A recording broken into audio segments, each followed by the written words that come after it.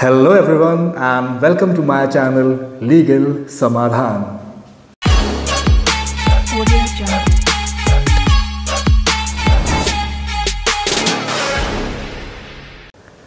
Friends,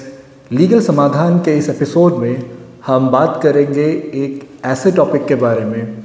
जिससे related आजकल बहुत ज़्यादा लिटिगेशंस लोग कोर्ट में फेस करते हैं। आज की वीडियो का हमारा टॉपिक है एग्रीमेंट टू सेल। इस वीडियो में हम जानेंगे कि एग्रीमेंट टू सेल होता क्या है और इससे क्या क्या प्रॉब्लम्स लोग फेस करते हैं और उन प्रॉब्लम्स का क्या सॉल्यूशन है। इससे पहले कि हम जानें कि एग्रीमेंट टू सेल में आपको नुकसान ना हो या फ्यूचर में आपको कोई लीगल केसेस फेस ना करने पड़े, उससे बचने के लिए आप क्या स्टेप ले सकते हैं, चलिए जानते हैं कि एग्रीमेंट टू सेल होता क्या है और उसके बाद हम जानेंगे कि कैसे हम इससे होने वाली प्रॉब्लम से बच सकते हैं। फ्रेंड्स, एग्रीमेंट टू सेल या एग्रीमेंट टू सेल एक ऐसा एग्रीमेंट होता है, एक ऐसा रिटन एग्रीमेंट होता है जिसमें दो पार्टीज़ होती हैं, बायर एंड सेलर, जो एक रिटन एग्रीमेंट को एग्जीक्यूट करती हैं before executing a final agreement like sale deed.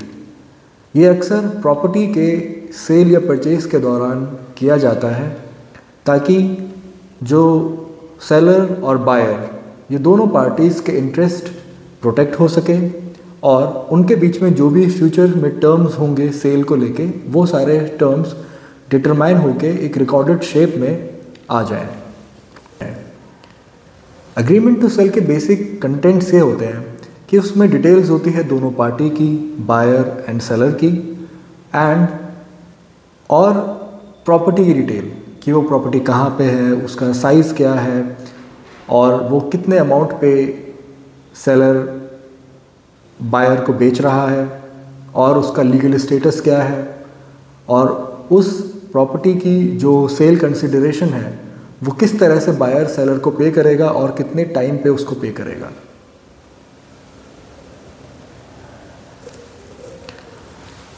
अब हम जानते हैं कि एग्रीमेंट टू सेल को एग्जीक्यूट करने का पर्पस क्या होता है। तो फ्रेंड्स, इसका पर्पस ये होता है कि ये दोनों पार्टीज़ सेलर और बायर इन दोनों के इंटरेस्ट को प्रोटेक्ट करता है। इसमें सेलर का ये इंटरेस्ट प्रोटेक्ट होता है कि उसको जो उसकी प्रॉपर्टी के सेल के बदले में जो अमाउंट मिलने वाला है उसके अमाउंट की डिटेल और सिक्योरिटी मिलती है, और अगर बायर किसी भी तरह से अपनी वादे को पूरा नहीं करता तो उसके केस में जो सेलर होता है उसको उसका जो लॉस है उसको फुलफ़िल करने के लिए, उसको कवर करने के लिए कुछ अमाउंट रखा जाता है। वैसे ही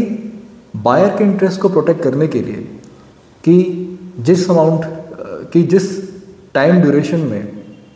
जब तक कि फाइनल सेल डीड एग्जीक्यूट नहीं हो जाती तब तक सेलर उस प्रॉपर्टी को किसी और को नहीं बेच सकता। उसने ये प्रॉमिस किया होता है कि ये प्रॉपर्टी आपको ही मिलेगी अगर आप एक पर्टिकुलर डेट तक मुझे इस प्रॉपर्टी के सेल का कंसिडरेशन अमाउंट पे करते हैं तो। और अगर किसी भी सूरत में जो सेलर होता है वो प्रॉपर्टी को बाद में बायर को नहीं बेचता या अगर वो अपने प्रॉमिस को फुलफ़िल नहीं करता या प्रॉपर्टी किसी और को बेच देता है तो उस केस में उसे भी पेनल्टी देनी पड़ती है बायर को। तो इस तरह से दोनों जो पार्टीज़ होती हैं उनके इंटरेस्ट को प्रोटेक्ट करने के लिए जब तक कि सेल डीड फाइनल एग्जीक्यूट नहीं हो जाती तब तक एग्रीमेंट टू सेल दोनों पार्टीज़ के इंटरेस्ट को प्रोटेक्ट करने का काम करता है। अब हम जानते हैं कि इस एग्रीमेंट टू सेल के एग्जीक्यूट होने से क्या इश्यूज़ पार्टीज़ फेस करती हैं। तो फ्रेंड्स, एग्रीमेंट टू सेल की बहुत सी टर्म्स अगर कोई भी पार्टी फुलफ़िल नहीं करती तो उस केस में उनको काफ़ी तरह की लीगल समस्याओं का सामना करना पड़ सकता है। उनको recovery suit for specific performance जैसी लिटिगेशन का सामना करना पड़ता है और काफ़ी ज़्यादा फाइनेंशियल लायबिलिटीज़ उन पर आ जाती है। चलिए अब जानते हैं कि ये जो इश्यूज अराइज होते हैं इनके पीछे मेन रीजंस क्या है। फ्रेंड्स, मैंने अपने लीगल एक्सपीरियंस में एज अ सिविल लॉयर ये देखा है कि जो मेन रीज़न है किसी भी एग्रीमेंट टू सेल के एग्जीक्यूट होने के बाद लीगल लिटिगेशन या लीगल कॉम्प्लेक्सिटीज़ फेस करने का, वो ये होता है कि जो भी एग्रीमेंट टू सेल ड्राफ्ट किया जाता है अक्सर ये देखा गया या तो वो सेलर ड्राफ्ट करता है, या तो अगर दोनों पार्टीज़ के बीच में कोई ब्रोकर या प्रॉपर्टी डीलर है, ये जो एग्रीमेंट टू सेल है ये ड्राफ्ट वो करते हैं। और अक्सर ये देखा गया है कि ब्रोकर या जो प्रॉपर्टी डीलर्स हैं वो अपने हिसाब से या किसी भी एक पार्टी को जिनके साथ उनके ज़्यादा बेटर टर्म्स हैं उनके हिसाब से वो एग्रीमेंट टू सेल को ड्राफ्ट करते हैं और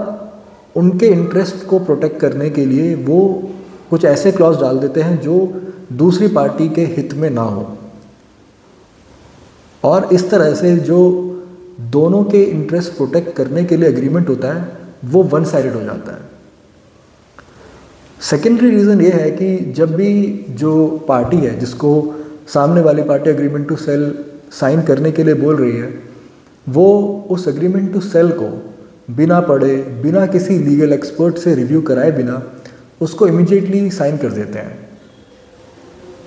उन्हें अक्सर ये नहीं मालूम होता कि इस कॉन्ट्रैक्ट, इस एग्रीमेंट के टर्म्स क्या हैं और वो जिस डॉक्यूमेंट में साइन कर रहे हैं वो उन्हें कितने तरह की लीगल लायबिलिटीज़ में बांध रहा है, और जिसकी वजह से बाद में उनको लिटिगेशन फेस करनी पड़ती है। सारे केसेस को डील करने के बाद और हैंडल करने के बाद मैं इस कंक्लूजन में पहुंचा हूं, और मेरा यह फर्म बिलीफ है कि अगर किसी भी पार्टी को या किसी भी इंडिविजुअल को एग्रीमेंट टू सेल एग्जीक्यूट करने से होने वाली प्रॉब्लम से बचना है तो उन्हें कुछ चीज़ों का ध्यान रखना चाहिए। फर्स्ट ऑफ ऑल कि जब भी आपके पास एग्रीमेंट टू सेल साइन होने के लिए आता है तो, और अगर वो एग्रीमेंट टू सेल आपने खुद से ड्राफ्ट नहीं किया या आपके एडवोकेट ने वो ड्राफ्ट नहीं किया और दूसरी पार्टी ने आपको वो ड्राफ्ट करके दिया है, तो आप उस एग्रीमेंट टू सेल को इमीडिएटली साइन ना करें, दूसरी पार्टी से थोड़ा टाइम मांगें और एक लीगल प्रोफेशनल या एडवोकेट के पास उस एग्रीमेंट टू सेल को रिव्यू करवाइए, ताकि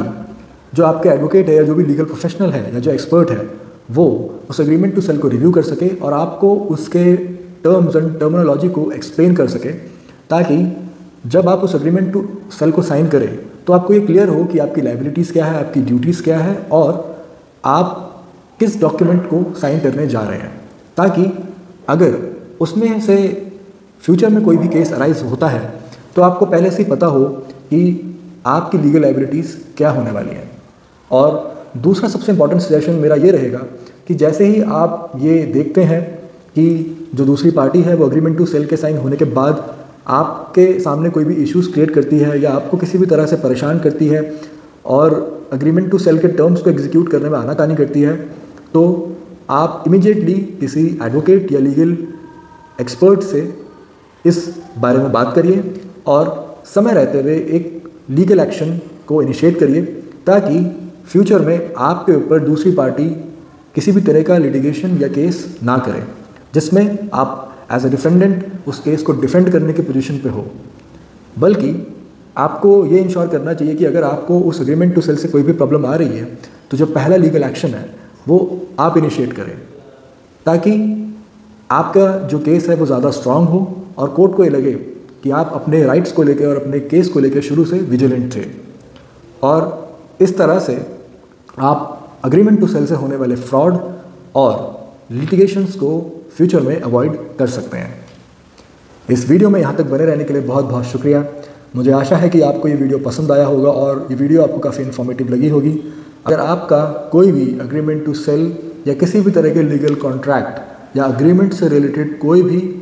आपको हमसे लीगल गाइडेंस चाहिए या आपको कोई भी डॉक्यूमेंट हमसे रिव्यू करवाना है या आपको हमारी लीगल सर्विसेज चाहिए किसी केस के रिगार्डिंग, तो आप नीचे दिए गए हुए नंबर पर हमको कांटेक्ट कर सकते हैं और हमारे साथ एक काउंसलिंग सेशन बुक कर सकते हैं और हम आपको लीगल सर्विसेज प्रोवाइड करेंगे।